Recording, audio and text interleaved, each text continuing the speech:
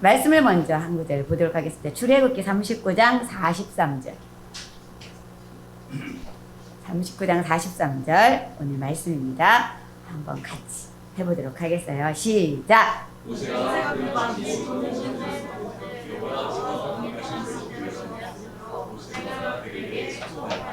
아멘. 모세가 하나님께서 성막을 만들려고 출애굽기 25장부터 이렇게 만들어라 모세야 이게 나오거든요.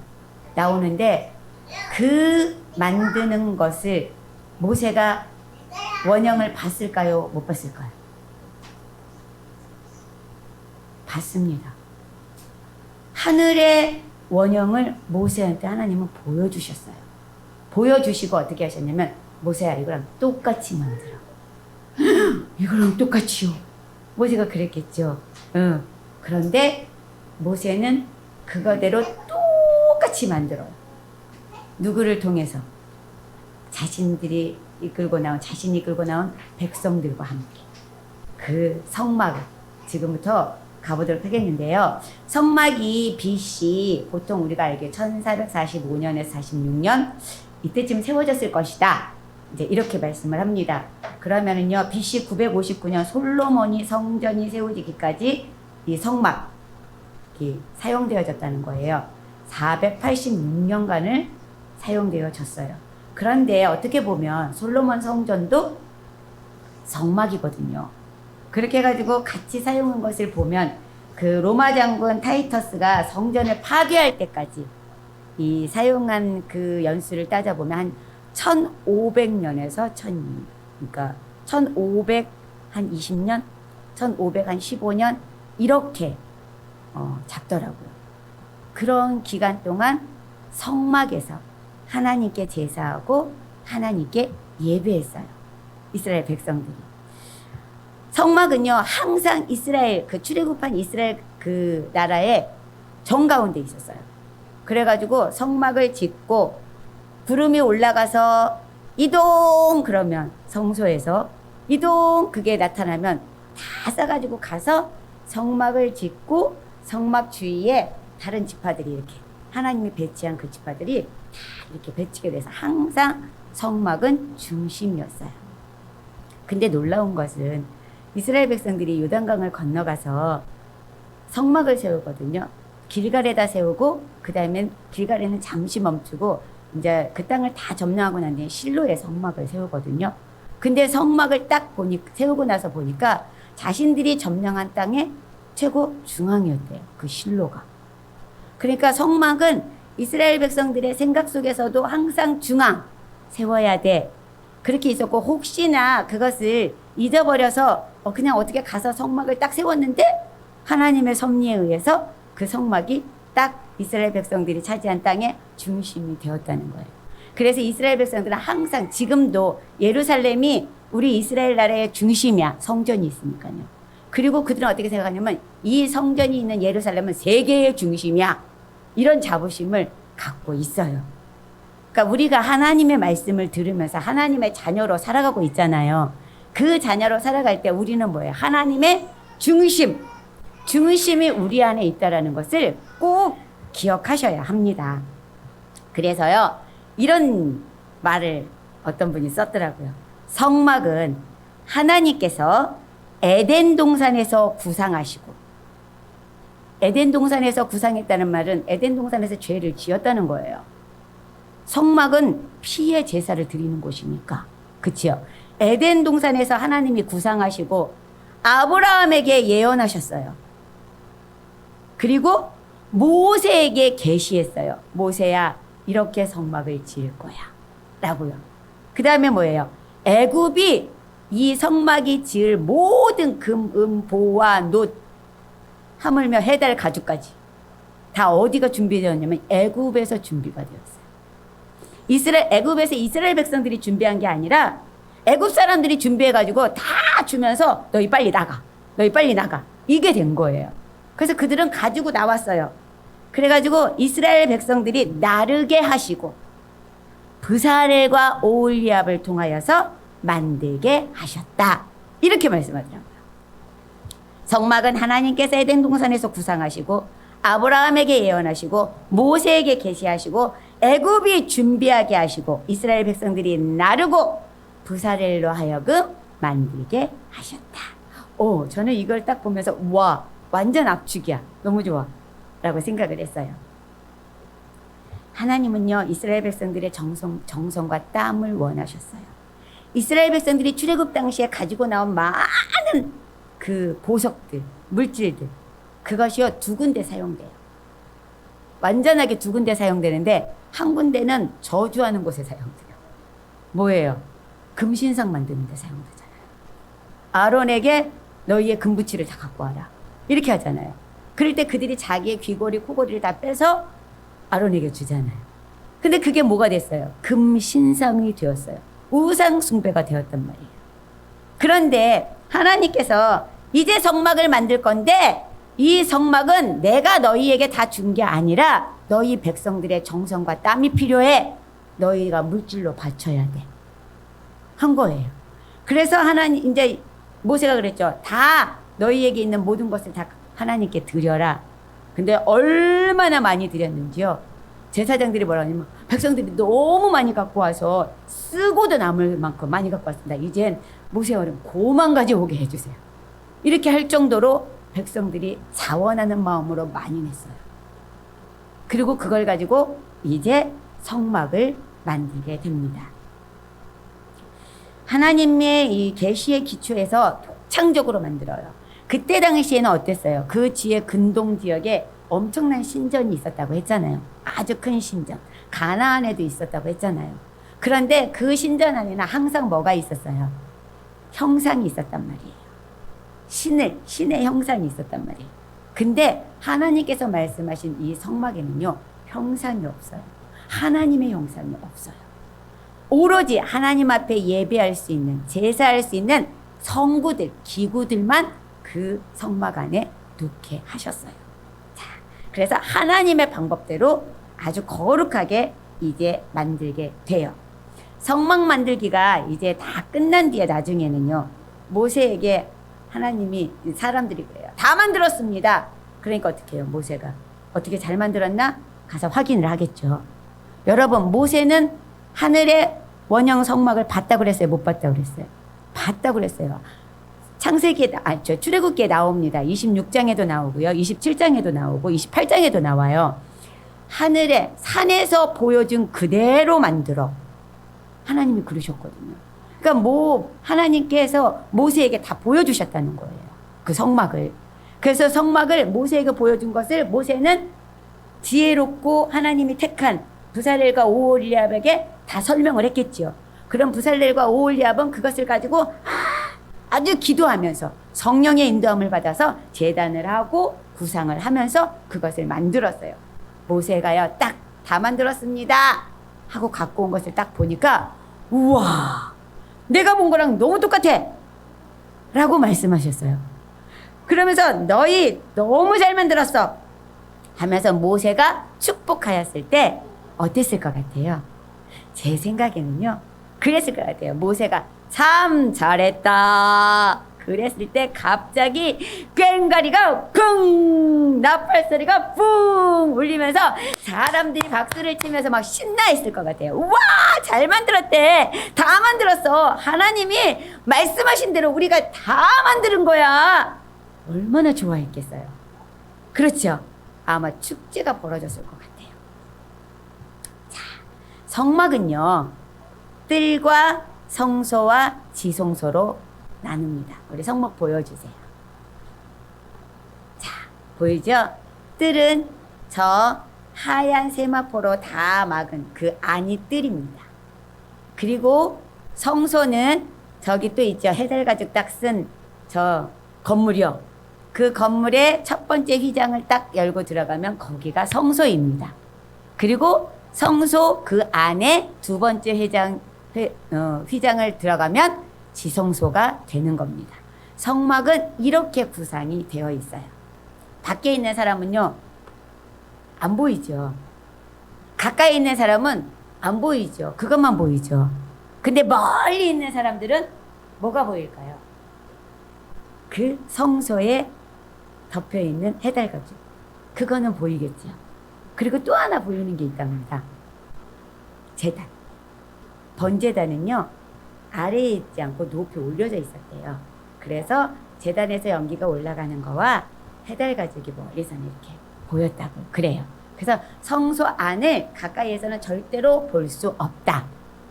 성소 안에서 무슨 일이 일어나고 있는지는 저 멀리 있는 사람들도 전혀 볼 수 없고 가까이 있는 사람들도 볼 수 없었다. 자, 이렇게 되어 있어요. 자, 그러면 이제요, 성소의 첫 번째 동쪽 문으로 한번 들어가 보겠습니다. 이 모든 것이 쳐져 있는 거에는요, 다 막혀 있어요. 문은 딱 한 곳이에요. 동쪽에 나 있는 문. 무엇을 상징할까요? 예수님께서요, 뭐라고 그러셨냐면, 다른 이 사도행전 4장 12절에 뭐라고 그러셨냐면, 다른 이로서는 구원받을 수 없나니 천하 사람 중에 구원받을 만한 다른 이름을 우리에게 주신 일이 없다 그랬어요. 그럼 뭐예요? 이 문으로 들어가기 위해서는 누구를 영접해야 돼요? 예수님. 예수님으로 밖에는 그 문을 들어갈 수 없다는 거예요. 다른 사람이 그냥 왔다고 해서 나 그냥 들어갈래? 이게 아니에요. 예수님으로 오직 한 길, 예수 그리스도로. 그래서 요한복음 10장 9절에 뭐라냐면 내가 문이니 누구든지 나로 말미암아 들어가며 구원을 받고 또는 들어가며 나오며 꼴을 얻으리라 그랬어요. 저 문에는요, 정색, 자색, 홍색, 백색, 그걸로 문양을 만들었어요. 근데 저 문양을 하나님이 이렇게 만들어라, 이건 안 하셨어요. 그냥 오홀리압과 부살렐이 이렇게 만들면 좋겠다 해가지고 지혜를 얻어서 만든 거예요. 근데 청색은 뭘 나타내냐면요, 생명 되신 예수님. 자색은 왕이신 예수님.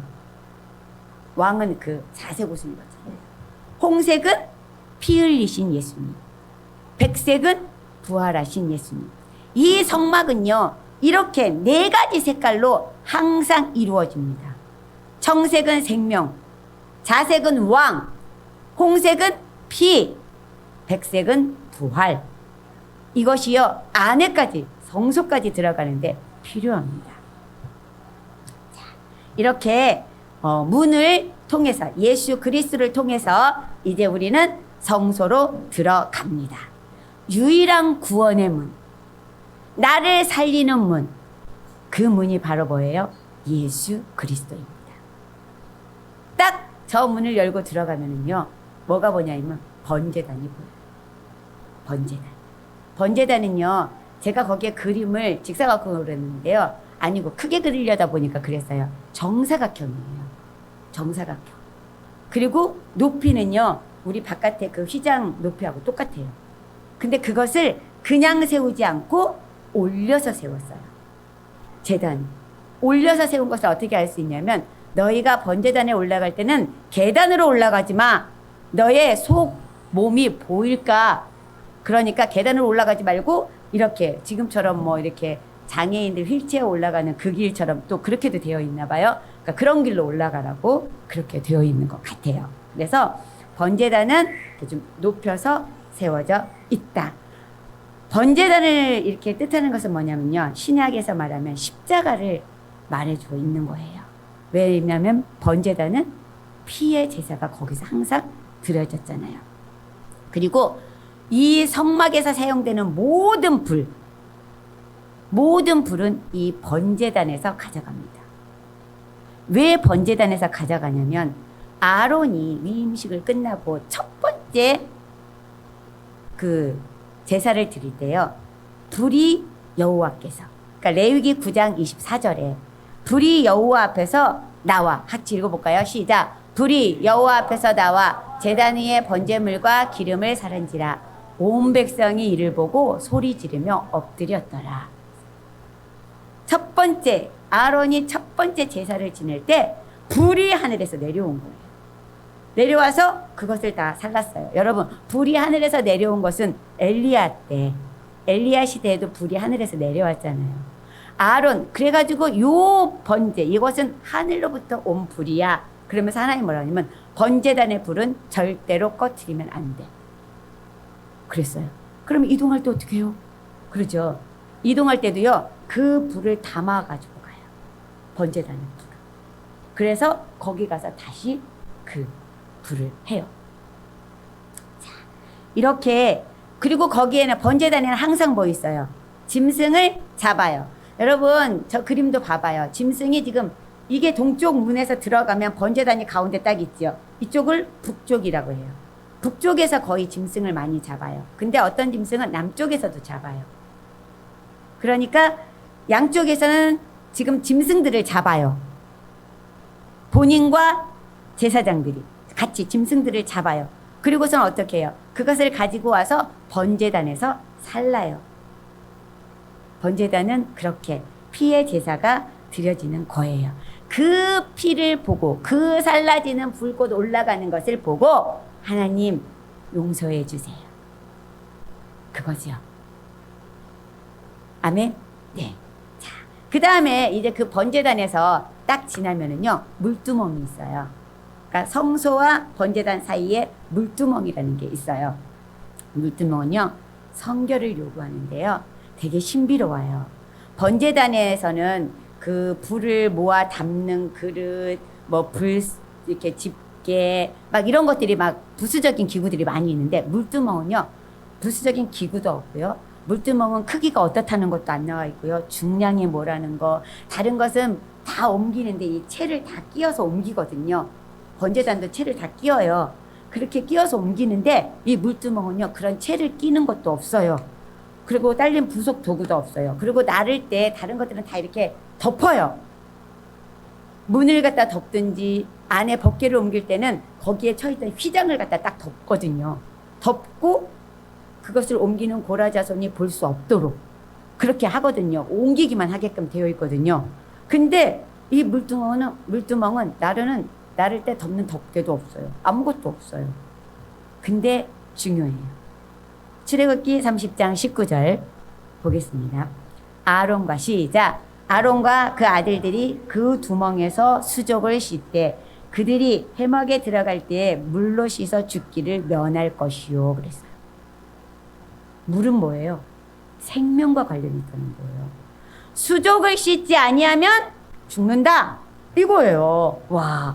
번제단에서요. 이거 물을 씻는 것은 번제단에서 번제를 드리고 난 후, 번제를 드리기 전에 짐승을 잡았잖아요. 짐승을 잡고 나서 거기에 더러워진 손을 물두멍에 가서 씻고 번제를 드려요.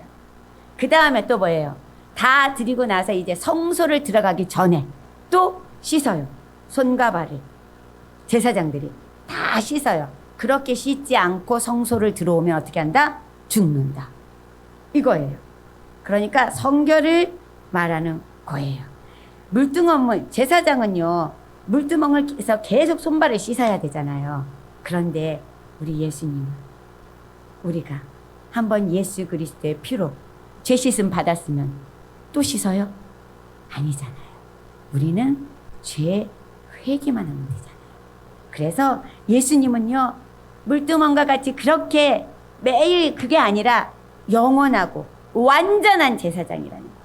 한 번에 다 이루신 그것을 나타냅니다.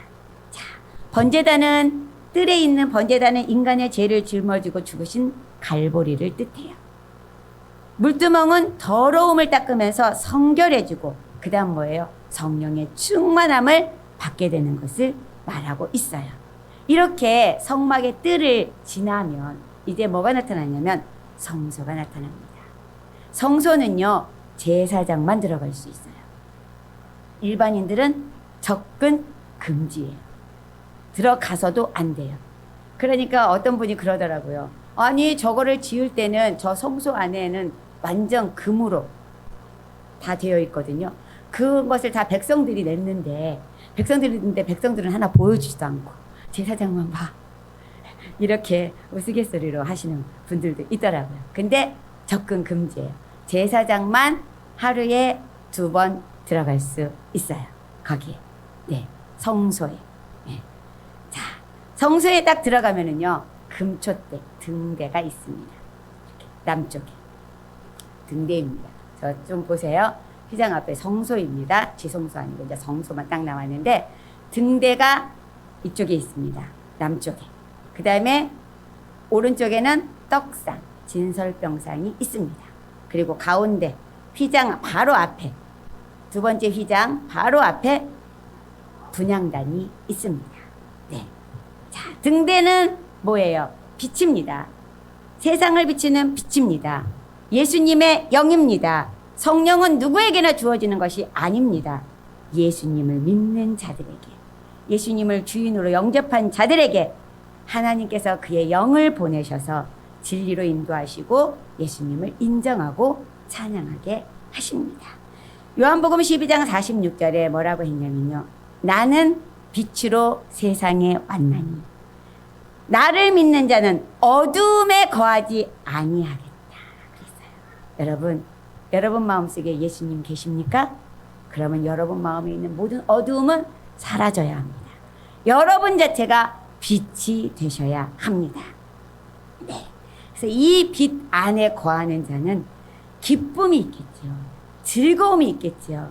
저는요, 생각해 봤어요. 와, 이 제사장이 저 성소에 딱 들어가서 등대에 불을 아침, 저녁으로 거기에 기름을 주거든요. 저 등대 꼭대기에 이렇게 기름을 다 이렇게 붓거든요.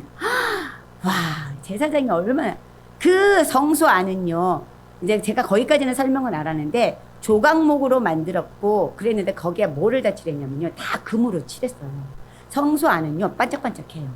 저 등이 비추잖아요. 그러니까 반짝반짝한 거예요, 성소는. 그곳에 저 등이 없었다면, 아무리 금으로 반짝반짝하게 해놨어도 그게 빛날까요? 아니잖아요. 예수님께서요, 나는 빛이야. 우리가 이 세상에 아무리 즐겁고 행복하고 산다 해도 내 안에 예수님이 없으면 그것은 참 기쁨이 아니라는 겁니다. 그래서 빛 대신 예수님을 우리는 바라보며 살아야 됩니다. 자, 이러고요, 등이 딱 있으면 그 맞은편에 이제 떡상이 딱 있는 거예요. 떡상은요, 예수님은 뭐예요? 생명의 떡. 예수님이 직접 말했어요. 요한복음 6장 35절에 내가 곧 생명의 떡이요 내게 오는 자는 결코 줄이지 아니할 터이요. 여러분, 목마르지도 않는데요, 예수님께 가면 우린 얼마나 행복한 자입니까? 떡은 일용할 양식을 대표하잖아요. 생명을 유지하게 하잖아요. 그렇죠? 근데요, 저 떡을요, 늘 저렇게 그냥 이렇게 놔두는 게 아니라요, 일주일에 한 번씩 이 떡을 바꿔놔요. 일주일에 한 번씩. 근데요, 조건이 있어요. 이 떡, 이 진설병 떡은요, 꿀과 누룩이 들어가면 안 돼요. 왜 안 되냐면, 누룩은요, 부풀어 오르게 하잖아요. 외식, 가식, 허황됨, 안 된다는 거예요. 꿀은 뭐예요? 유혹하잖아요. 꿀은 벌을 유혹하잖아요. 나비를 유혹하잖아요. 네. 그래서 우리의 죄성, 인본주의, 세상은요, 좋은 것으로 많이 유혹하잖아요. 할로윈데이라고 아주 차를 타고 가는데요. 어떤 애가요, 나는 제가 되게 큰 애예요. 근데 무슨 이렇게 뒤에 토끼 모양을 한 뭐를 이렇게 입고 막 가요. 뭐야? 그랬더니 할로윈데이 학원을 가나 봐요. 유혹하잖아요. 야, 재밌어. 이런 거 오늘 하루는 즐기는 거야. 이런 거요, 하나님은 원하시지 않아요. 그래서 저 떡을 만들 때도 맛있는 게 많이 들어가서 달콤하게 그렇게 만들지 마. 누룩도 넣지 마. 꿀도 넣지 마. 그리고선 어떻게 하셨어요, 하나님은? 저 떡은 제사장만 먹어. 그래서 제가 순간적으로 생각했어요. 이 맛없는 떡을 제사장은 매주 먹어야 돼? 이렇게 생각했어요. 그런데요, 이 떡을 먹으면서요, 제사장들이 혼자 먹겠어요? 그걸 가지고 가서 어디서 먹냐면 성막 뜰에서 먹으라고 했거든요. 그러면 두세 명의 제사장들이 앉아가지고, 어땠어? 오늘은 잡는데 조금 좀 그랬어. 뭐 이런 얘기도 하기도 하고, 즐거웠어. 죄사함을 받는 것을 느껴졌어. 번제를 드렸는데 하나님께서 흠양하셨어. 막 이런 얘기 막 할 거 아니에요. 교제를 하면서 우리 성도들의 교제가요, 바로 그거예요. 목장 예배를 드린다거나 아니면 또 무슨 이렇게 교회에 이렇게 모여서 이렇게 얘기를 한다거나 이러면 은혜되는 이야기를 해야지 막 안 좋은 얘기만 하고 이러면 안 된다는 거죠. 그 제사장들도 그랬을 것 같아요. 그런 이야기들을 막 했을 것 같아요. 이렇게 먹으면서 서로 먹으면. 그게 제사장들이 유일하게 교제를 할 수 있는 시간이었지 않았을까 이런 생각을 제가 해봐요. 얼마나 힘든지 지금 여러분 제가 이렇게 간단하게 막 이렇게 지금 설명을 하고 나가니까 그렇지요. 매일 그 번제단에서는 피가 올려지고 내장이며 그런 고기들이 태워지고 양쪽에서는 계속 그렇게 잡고 문 입구에서는 계속 안수하면서 소나 양을 잡고 얼마나 그 안이 정말 피냄새가 진동하지 않겠습니까? 그런데 그렇게 안식일날 이 떡을 좀 먹으면서 제사장들이 쉼을 얻을 수 있다는 거.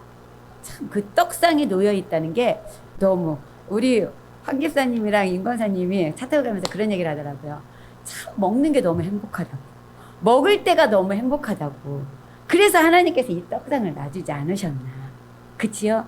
제사장들이 힘들게 그렇게 일을 하고 나서 그 떡상에서 일주일에 한 번씩 교제를 하면서 같이 먹을 수 있다는 거. 너무 좋은 것 같다는 생각이 들었습니다. 자, 예수 그리스도로 말미암아 우리는 하나님과 교제가 이루어집니다. 그리고 그 떡상은요, 성도들에게 헌신도 요구해요.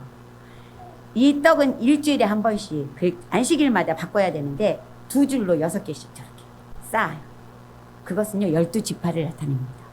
그래서 12지파가 거둔 모든 곡식 다 하나님 거야. 그것을 상징합니다.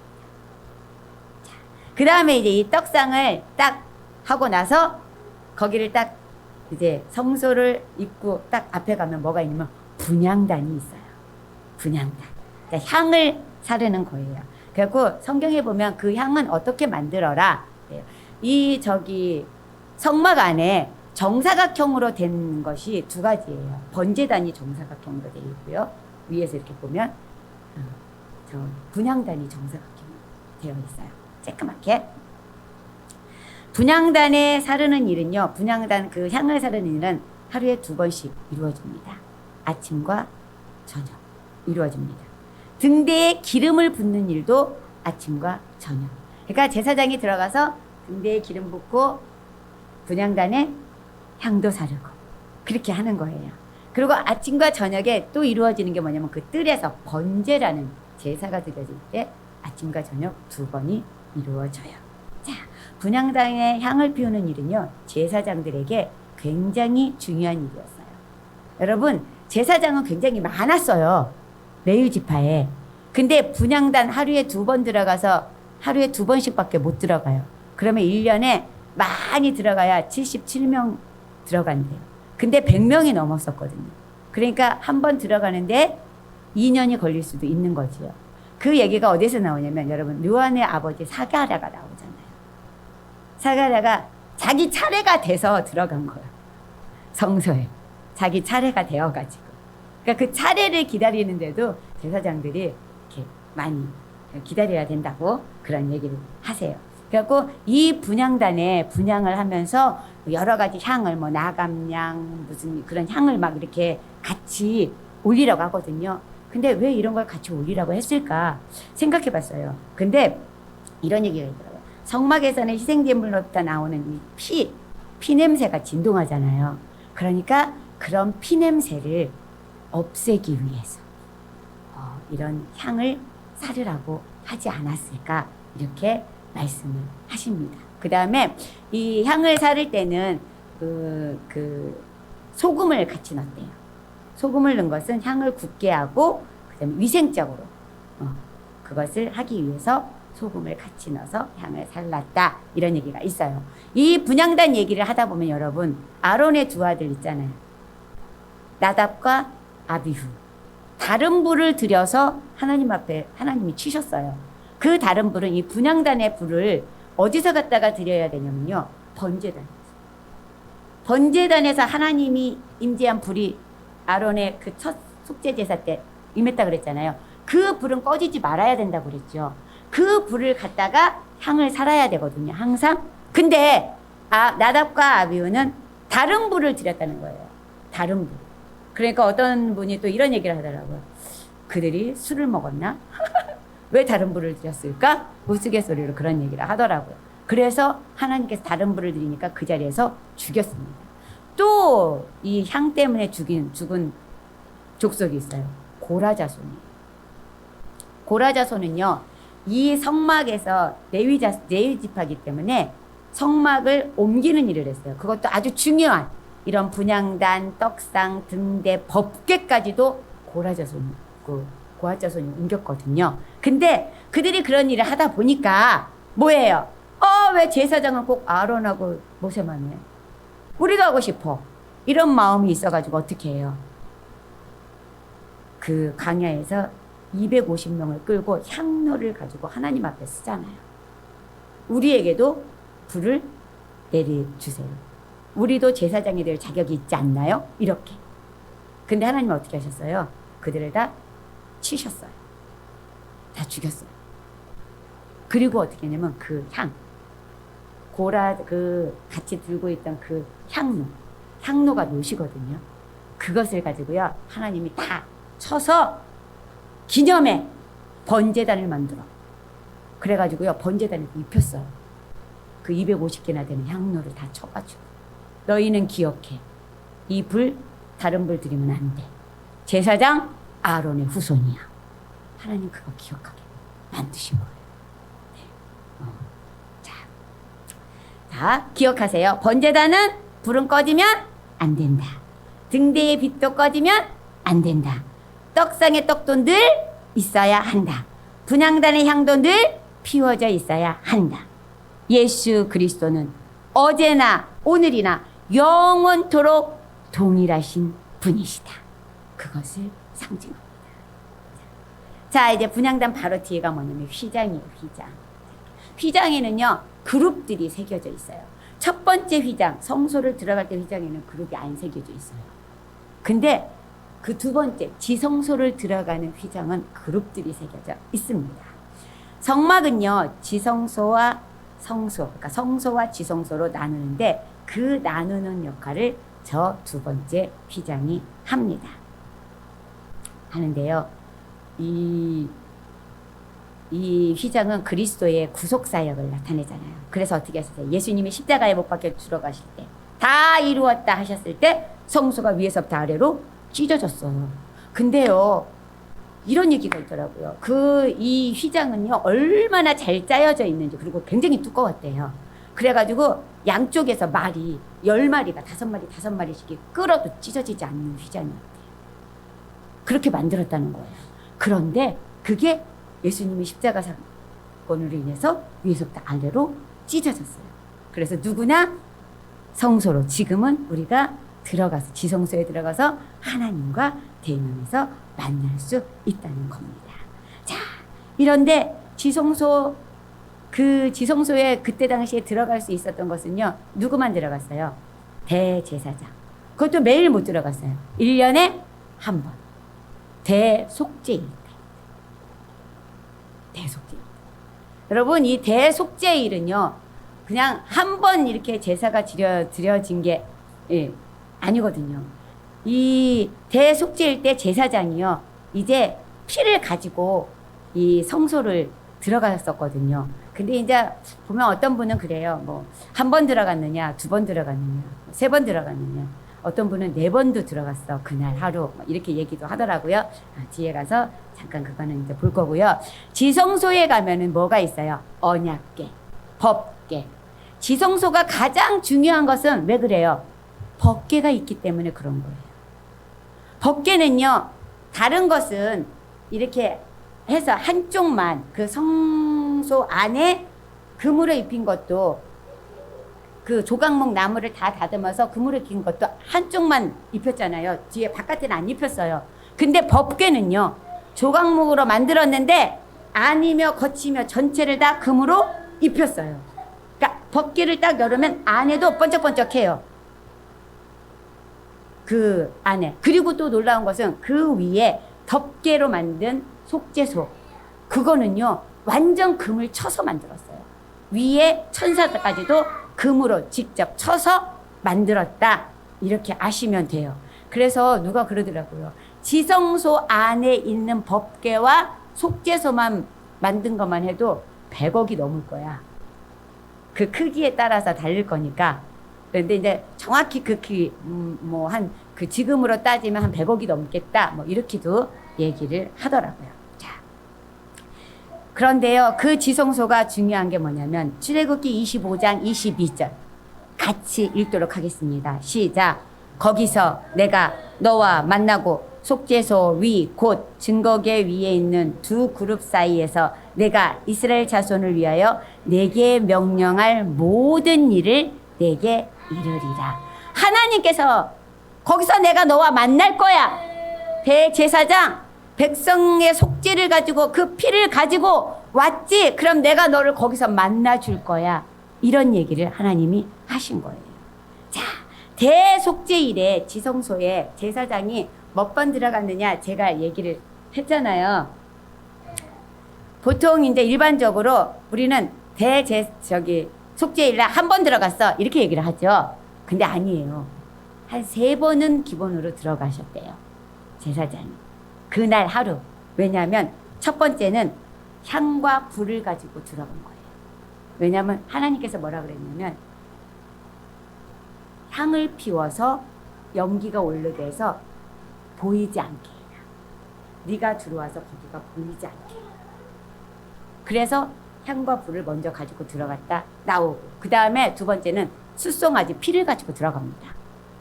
그건 뭐냐면 이 대제사장의 속죄피예요.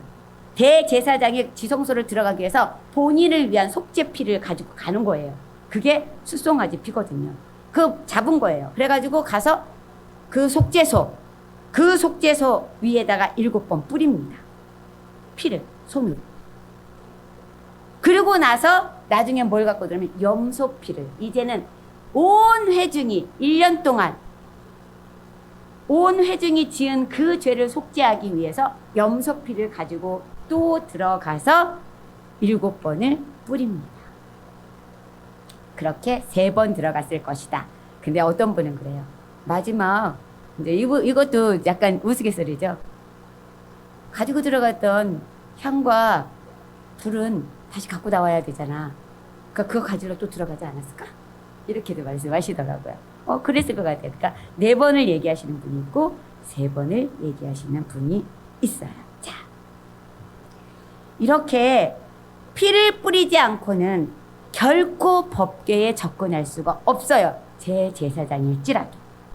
여러분, 예수 그리스도의 피가 아니고는 우리는 하나님 앞에 나아갈 수 없어요. 그게 아무리 신령한 은사를 받은 누구라 할지라도 예수 그리스도의 피가 보혈이 아니고는 우리는 나갈 수 없습니다. 우리가 나갈 수 있는 것은 예수님의 보혈뿐입니다. 아멘. 네. 자, 그 다음에 이제요, 덮개. 여기는 이제 이 덮개는 4가지가 있어요. 성막의 그 성소의 덮개를 4가지가 있는데 이것도 좀 중요한 것 같아서 제가 봤어요. 세마포 덮개가 있고요. 그 다음에 염소털 덮개가 있어요. 세마포 덮개는 앞에 그렇게 그 청색, 자색, 홍색으로 한 거 제일 먼저 덮은 거요. 그 다음에 두 번째 하얀색. 그게 염소털 덮개고요. 세 번째 붉게 물들인 수양가죽 덮개. 그 다음에 4번째가요. 마지막에 제일 위에 덮여지는 해달가죽 덮개예요. 염소털 첫 번째 세마포 덮개는요, 예수님의 속성을 나타냅니다. 그래서 아까 얘기했죠. 청색은 생명, 자색은 왕, 홍색은 고난, 흰색은 부활. 염소털 덮개는요, 예수님의 속죄를 나타냅니다. 여러분, 대속죄일에는요, 염소를 2마리 잡아요. 똑같은 걸 2마리 잡지 않고 똑같은 걸 2마리 해서 한 마리는 잡아요. 그래서 피를 아까 백성들을 위해서 지성소에 갖다 뿌리잖아요. 한 마리는 뭐예요? 아사셀 염소라고 해요. 이건 예수 그리스도를 나타내는 거예요. 그 염소한테 모든 죄를 다 전가하고 그 다음에 얘는 어떻게 해요? 광야로 보내요. 예수님이 십자가를 지시고 골고다 언덕을 오르셨잖아요. 이 아사셀 염소는요, 예수 그리스도를 상징합니다. 다시 돌아오지 못해요. 그냥 강야로 보내서 죽여요. 그래서 그 염소털 덮개는 그걸 상징하는 거예요. 그 다음에 수양의 가죽 덮개 붉게 문드렸죠. 십자가에 피 흘리신 예수님.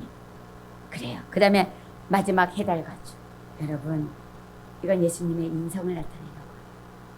근데 이스라엘 백성들이 이 해달 가죽을, 저 해달 가죽 만들기 위해서요, 그 해달이 뭐냐, 수달. 그 수달이요, 1000마리는 죽었어야 된다. 저 가죽을 만들기 위해서. 근데 그런 것을 어떻게 가지고 왔을까? 그거는요, 이집트에서 신발을 만들 때 이 해달 가죽을 썼대요. 그러니까 이스라엘 백성들이 어떻게 해요? 우리가 이제 광야를 지나서 가나안 땅을 가려면 광야를 지나야 되니까 우리 신발 만들어 써야 되잖아. 그러니까 이 해달 가죽 갖고 가야 돼. 이러고 갖고 온 거예요. 근데 그게 어떻게 해요? 광야에서는 하나님께서 어떻게 했어요? 40년 동안 신발도 달지 않고 의복도 달지 않았죠. 그러니까 뭐예요? 그 해달 가죽을 성막 만드는데 다 쓰게 만드신 거예요. 그리고 하나님께서는 닳지 않게 해주신 거예요. 여러분, 너무 놀랍지 않아요? 근데요, 저 해달 가죽이요, 멀리서 이렇게 성막을 딱 덮고 있는 해달 가죽을 보면요, 진짜 볼품 없대요. 뭐 저런 이상한 덮개가 뭐 하나가 이렇게 씩 덮어져 있어. 우리 이렇게 거리 지나가다 보면 무슨 파란 걸로 이렇게 씩 뭐를 덮어놓는 그런 느낌이래요. 아주 볼품이 없대요. 근데요, 성경에 뭐라고 그러는지 아십니까? 마른 땅에서 나온 줄기 같아서 고운 모양도 없고 풍채도 없고 보기에 흠모할 만한 아름다운 것이 또다. 누가요? 예수님. 성막은요, 예수님을 나타내요. 겉에서 보면은요, 정말 보기에 뭐 저런 게 다 있어?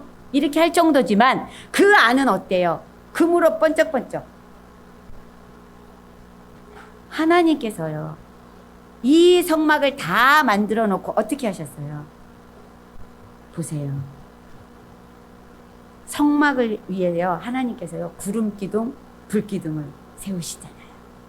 주님이 임재하셨다. 하나님께서 성막 제작을 명령하신 이유는 그의 백성과 함께 거하기 위함이다. 하나님은 이스라엘 백성들에게 추상적인 존재가 아니야. 내가 너희와 함께 있어. 추상적인 존재로 생각하면 어떻게 해요? 이스라엘 백성들이 신의 산에서 금상을 만든 것처럼 무슨 형상을 만들어서 이걸 하나님이라고 하고 싶어, 이럴 거 아니에요. 그러니까 니네가 만나러 오면 내가 만나줄게, 이거였어요. 그래서 만들려고 하신 거예요. 하나님의 임재를 보고, 와, 이스라엘 백성들이 하나님이 우리와 함께 계시고, 구름 기둥, 불 기둥이요, 구름 기둥이 온 진영 전체를 다 덮었대요. 하나님의 임재를 모든 이스라엘 백성들이 다 경험할 수 있다. 이렇게 성막은 만들어졌습니다. 제가 성막 제사의 종류까지 오늘 나가려고 했는데요, 벌써 25분이에요. 더 나가면 안 되겠죠? 제사는요, 성막 제사가 5가지가 있어요. 이 제사는 다음 주에 나가도록 하겠습니다. 자, 여러분이 교회를 오는 이유가 뭡니까? 교회 왜 오십니까? 주님 만나기 위해서 오시잖아요. 근데요, 교회 와서요, 멀뚱 정말 예배를 보는 사람이 있어요. 내가 그 자리에 참여해서 주님이 나와 함께, 그 옛날에는 내 죄가 다 해결되기 위해서 대제사장만 지성소로 들어갔는데 예수님이 십자가에 못 박히심으로 그 모든 휘장이 찢어져서 이제 나도 대제사장이 되어서 지성소로 들어갈 수 있잖아요. 그런데요, 그냥 구경뿐이에요. 성막 저 뜰에서 그냥 나 교회만 밟았어, 나 교회 왔다만 갔어, 이렇게 한단 말이에요. 하나님은요, 지성소 안에서요, 네가 나를 만나러 오기를 기다리고 있는 거예요. 만나러 와. 내가 다 열어놨잖아. 예수 그리스도의 보혈의 피로 너 오기를 원해 하시잖아요. 근데요, 멀리서 보고만 있어요. 성막이요 멀리서 보면 보잘것없고요 흥미할 것이 아무것도 없었대요. 근데 그 안에 들어가면 너무나 휘황찬란한 천국이 보인다는 겁니다. 여러분, 우리의 신앙생활이 그걸 보고 가야 되지 않겠습니까? 그냥 뜰만 밟고 가겠습니까? 나는 지금 어디에 있습니까? 성막뜰에 있습니까? 번제단에 있습니까? 물두멍에 있습니까? 향 살리는 데까지만 오고 맙니까? 여러분, 나의 삶, 지성소로 들어가는 우리 여러분들이 되셨으면 좋겠습니다. 기도하겠습니다.